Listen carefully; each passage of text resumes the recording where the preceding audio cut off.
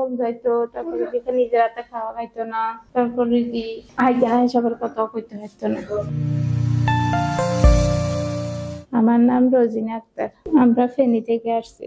আমার বড় ছেলে, ওর সমস্যা ওই বেরোতে মানে আঘাত পাইছে মাথায়। মেলা ডাক্তার দেখাইছি, কোনো পরিবর্তন দেয় না। এখন এখানে মোবাইলের ইয়েতে পাই, তারপরে দিই আরো 2-3 জনে বলছে, তারপরে আনছি আর কি। জীবন আলো হাসপাতাল আনছি আর কি, ইমাম হোসেনের কাছে। তো একবার 10 তারিখে আনছি, তারপর সব পরীক্ষা নিরীক্ষা করছি, রিপোর্ট দেখাইছি। এখন আবার আনছি আজকে, একটু পরিবর্তন দেখি। মানে এও পড়ালেখা করতে চায়, বই লয় আঙ্গুল দিদি হরে এতে হলাহিন খেলাইতে চাইলে খেলাইতে চায়। আগে ঘুম ছিল না, আসছিল অল্প, এখন বেশি।